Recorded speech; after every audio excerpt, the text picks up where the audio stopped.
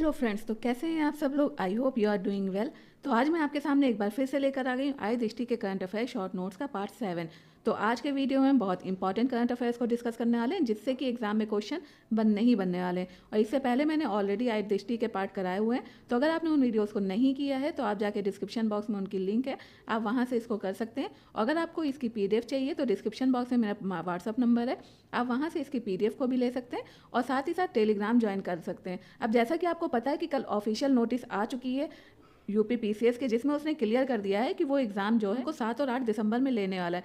तो अब आपको एकदम युद्ध के स्तर पर लड़ाई लड़नी है, यानी अब आपको अपना एक भी मिनट इधर उधर में नहीं गंवाना है, आपको बढ़िया से पढ़ते रहना है। और साथ ही साथ अगर आप मेरा टेलीग्राम ज्वाइन करेंगे तो आपको डेली टारगेट भी दिए जाएंगे। इससे पहले मैंने 50 डेज़ का चलाया था और वो भी 7 और 8 दिसंबर को ध्यान में रखते हुए चलाया था।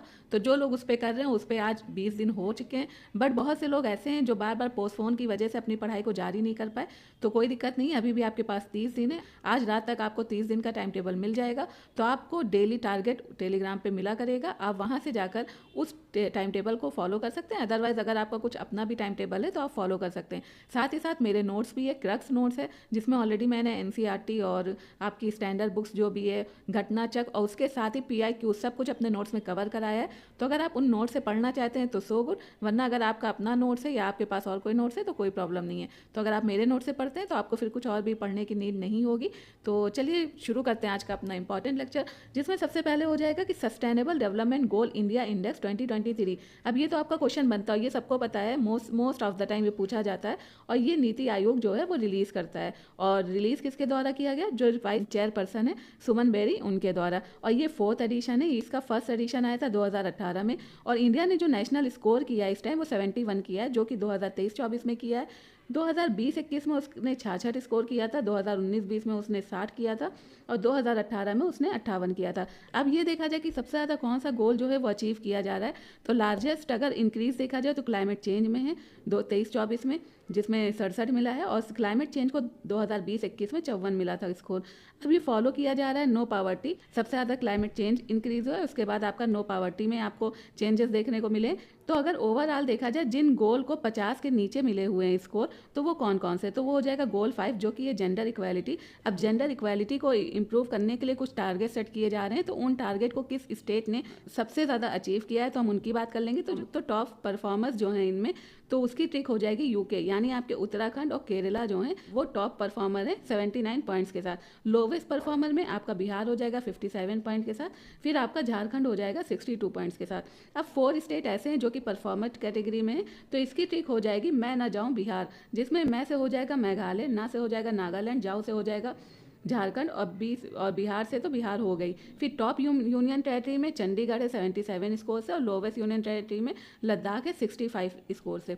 अब जो फ्रंट रनर कैटेगरी है उसमें अगर बात करें तो लगभग 32 स्टेट और यूनियन टेरिटरी में ने न्यू इंटेक्स के साथ इसमें पार्टिसिपेट किया था। जैसे लाइक आपका हो गया Arunachal Pradesh, Assam, Chhattisgarh, Madhya Pradesh, Manipur, Orissa, Rajasthan, Uttar Pradesh, waste Bengal, Dadar and Nagar Haveli, Andaman and Diu.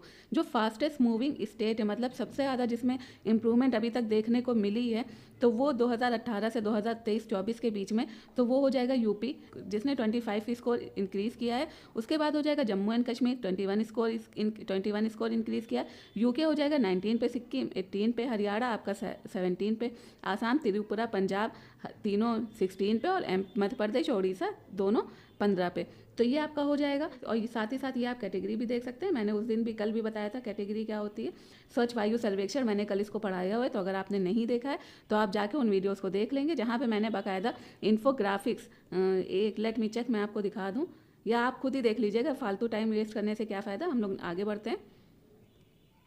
तो अब हम बात करेंगे the state of food security and nutrition in the world report, जिसको शॉर्ट फॉर्म में बोला जाता है सोफी 2024। तो 24 जुलाई 2024 में रिलीज हुई। ये तैयार की जाती 5 स्पेशलाइज्ड एजेंसीज के द्वारा, जो कि यूनाइटेड नेशन की एजेंसीज है, जिसमें आपका हो जाएगा Food and Agriculture Organization, IFAD, UNICEF, World Food Programme, World Health Organization, इसके द्वारा। तो इसमें जो सस्टेनेबल डेवलपमेंट गोल का गोल 2 है, तो वो अपने अचीव होने से बहुत दूर है। यानी अगर हम देखें तो लगभग 713 से 757 मिलियन जो हैं 2023 में वो भूख फेस कर रहे हैं, मतलब उनको खाना सही से नहीं मिल रहा है। और 2023 में देखा जाए तो 2.33 बिलियन पीपल जो हैं देखा जाए तो फूड इनसिक्योरिटी फेस कर रहे हैं। इंडिया में अगर देखा जाए तो अंडर नरिश जो पीपल हैं वो डिक्रीज हुए, 240 मिलियन थे 2004-06 में, और 194 मिलियन हो गए अंडर नरिश में, अंडर नरिश इंडिविजुअल में, जो कि हाईएस्ट है वर्ल्ड में। और 55.6% ऐसे लोग हैं इंडियंस में जो कि एक हेल्दी डाइट को अफोर्ड नहीं कर सकते हैं, जो कि अगर देखा जाए तो बहुत ही बड़ा परसेंटेज है। और इंडिया जो है उसमें हर सबसे ज़्यादा अगर प्रचलन में कुछ है तो वो वेस्टिंग है, 18.7% साउथ एशिया में। और हाईएस्ट अगर उसकी प्रीवेलेंस देखा जाए तो 31.7% है चिल्ड्रन में, वो भी जो 5 साल से कम है।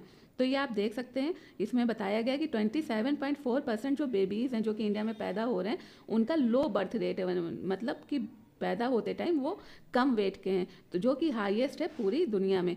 अब हम बात करेंगे travel and tourism development index 2024 की।